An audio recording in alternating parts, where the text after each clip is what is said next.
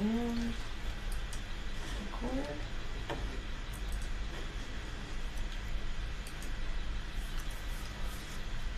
Welcome, my friends. You are on Something You May Know.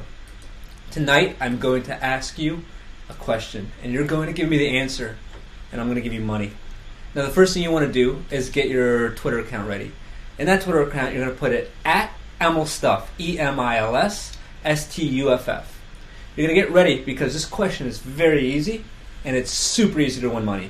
Downside is no one's winning money tonight. This is our show before our July 5th broadcast, and this is to show you what it's going to look like.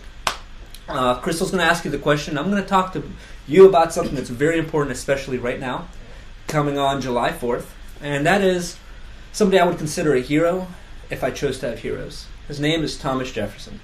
A lot of people say, wow, Thomas Jefferson, cool guy, blah, blah, blah, old guy, now he's dead, whatever. I'm going to tell you some amazing things that he did. And remember, what I'm telling you is only part of his life. This is the type of guy who would wake up in the morning and do everything. Like, just name it, he did it. And he had a great quote. He said, in 50 years of living, the sun has never caught me in bed once. Can you say that? Can anybody I know say that? Can I say that? No. So, let me tell you some things that he did. Not only was there a third president, and I've got to tell you, he was reluctant to be in politics at all. But he went from small township government all the way to the third president of the United States of America. And he did this because he felt so compelled for democracy. That is why he is father of our democracy. That's why people look at him with such reverence, especially people who know his life. He was an amazing person. He never once was complacent. He was always looking for the next thing. One thing that comes to mind is his home. He built his home with his bare hands. He took an absolutely bare lot and built one of the greatest American homes called Monticello. Monticello now is this American heritage. You go to it, you tour it. But this guy built it. He even built the nails that built this place. He built it in true Palladian fashion, and this is really awesome. His front door, he built it so it faced the west. And why was this? For one reason and one reason only. It was undiscovered. Nobody knew what was going on over there. Nobody. Just savage Indians is all people knew about. And that's what he wanted. He wanted that. Now you got to remember, this is also the guy who commissioned the Lewis and Clark expedition to explore this. Now his primary reason for Lewis and Clark, one of the primary reasons, was a sea passage to the west. He knew that would be huge amounts of money to us. This guy was all about money. He knew that this country needed money. We needed economy.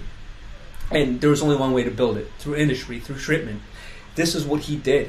As our president, not only did he send Lewis and Clark out, on behalf of Benjamin Franklin and Adams, he also started up West Point. So if you like the movie Taps, for no other reason, that's Thomas Jefferson at work. He built West Point. That's where our military leaders are made to this very day. This guy also decided to purchase Louisiana. No small feat. And while he was president, he said, you know what? While you're at it, let's purchase this place. It was $15 million, and even then, they knew that that was a great deal. They just bought it. They said, I'm happy with it. Unbeknownst to them, at the time, they purchased the largest fertile land in the entire world. So that pretty much made America independent. The Louisiana Purchase, along with Lewis and Clark, independently made one unified gesture to the world, saying America is forever going to be wealthy. And that's Thomas Jefferson's heritage. His heritage also, one of the more amazing things, is his Bible. He has the Jeffersonian Bible. I'll tell you what this is. You've got to remember that this country is founded upon principles that are very heatedly argued today. And I'm going to tell you what Jefferson thought about some of these principles. One particular is the Bible, the Christian faith. He took a razor and cut out anything he deemed to be magical, or in his words, wizardry, witchcraft, out of the Bible. You're left with a 30-some page manuscript called The Life and Teachings of Jesus Christ. This is just pure dialect that Jesus had. And this is what you get right now. If you're a senator and watching this, you know this. If you sworn in and now you belong to the House of Congress, you get one of these beautiful copies of the Jeffersonian Bible. This is what this man did. He woke up and he went to work. He built a sundial for fun, and a sundial is not just a little pyramid that shows where the sun is. You have to know serious astronomy to build an accurate one, which he did. And that was what he did in his spare time. He also had one of the largest collections of books in America and in the world. 20,000 some odd books that he ended up donating to to the House of Congress as well when our National Library burned down. And they rejected some of these books for one reason. They said that some of them were, really what they were too scientific. And they were too on the fringe of what society thought then. But this guy was way ahead of his time. He made sure that this country was wealthy and pretty much a badass country. That's what his main goal was. And he did a pretty good job. He also did something else, and that's where Crystal comes in. Okay, everyone. So if this was a real broadcast, you would be getting $50 if you answered this next question correctly. What historic U.S. document is Thomas Jefferson credited for creating or writing? So we'll catch back to Emil. And this is where my Twitter account will go crazy. People want some money. They know the answer to this. You know the answer to this. The answer, the preamble, the Declaration of Independence. Bam, right there.